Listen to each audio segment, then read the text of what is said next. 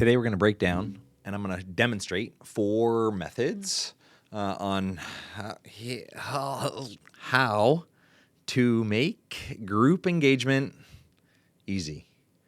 We're going low edit, no cut. I'm going to just speak as if you were right with me. And I'm going to start with a story that I was inspired by recently. So in Peter Block's book, Community, he shares a story of a community that hired a bunch of youth who might otherwise be idle or getting into trouble and hired them simply to go on a listening tour. So this is method number 1, a listening tour. You could even call it a listening tour.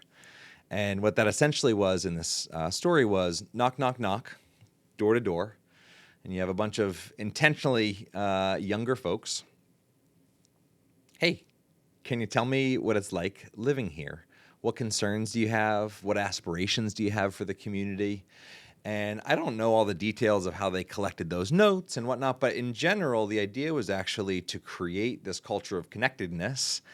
I think there is a different response, right? If a leader goes on a listening tour, or a owner, an executive director, a CEO, a vice president goes on a listening tour, there's a filter of hierarchy and power that all of that data comes through. But when a 17-year-old knocks on your door and asks, you speak differently. I don't know exactly how you speak, but you speak differently. And so in an organizational context, what would it look like to actually invite somebody who is onboarding to go on a listening tour and visit a couple offices and just ask a handful of questions about what it's like to work here and what concerns they have and what aspirations they have for the organization, and to collect all that, and then in week 2 or week 3 or maybe month 1 of them onboarding, to actually present and share that back out with the group.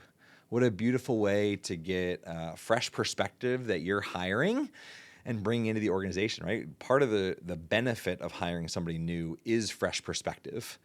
And yet what most often happens is onboarding, where we just indoctrinate people into our way of thinking as opposed to inviting some of their way of thinking.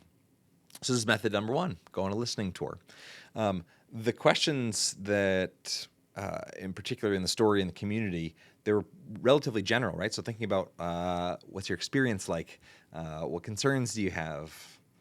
What aspirations do you have for this organization, your team, etc. The second one, and this would be useful when applied to the first one, is getting really crystal clear about your intent. My late co-founder and co-author, Will Wise, used to say that when you share your intent with somebody, it sends manipulation packing.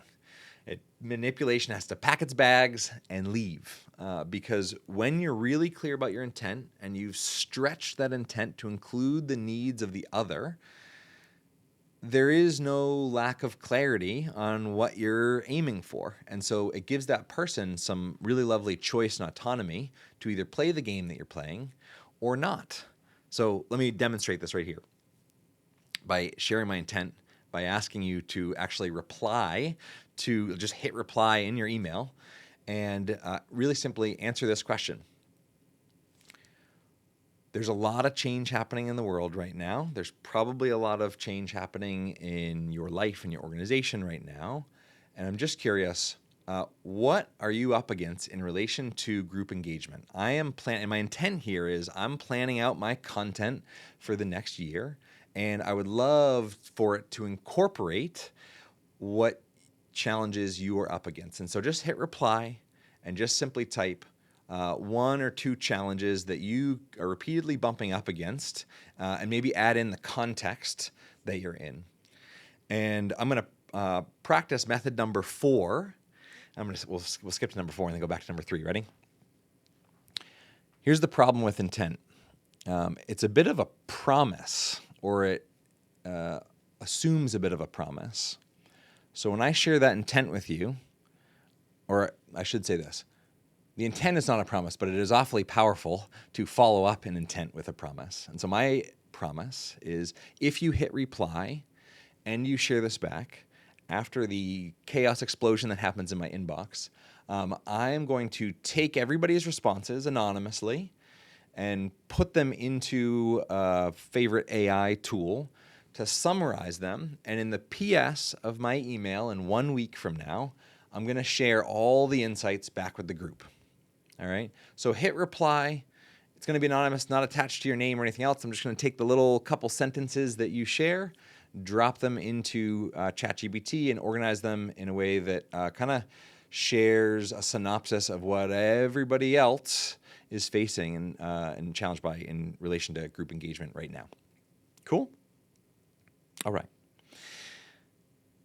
Going back to number 3, once you're clear about your intent, one of the most powerful ways, I should have prepped this before I hit record. I told you no edits today.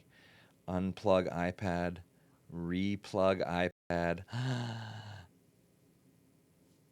No, we're not doing this today.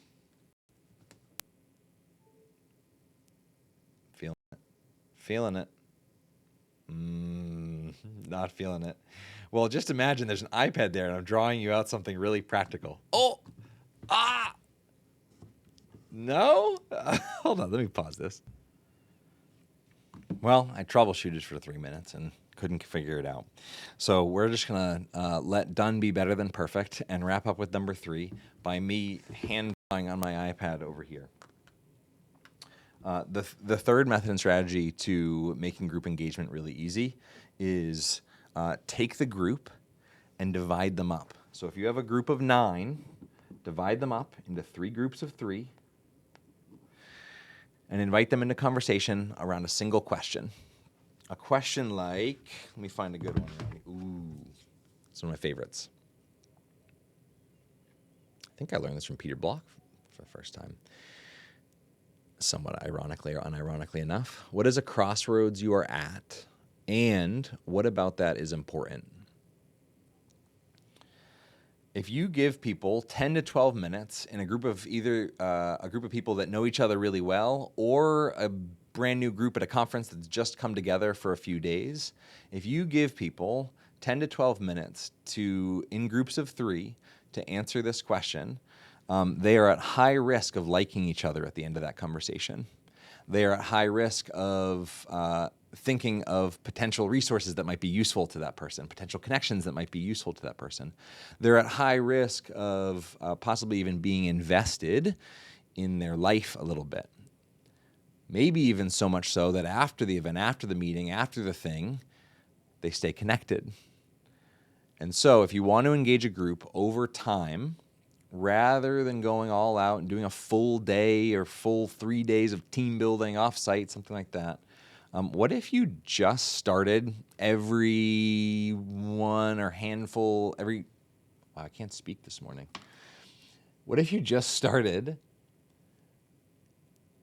meetings, some of them, not every single one necessarily. What if you just started some of your meetings with a single question that allowed people to connect to the purpose of why they were there?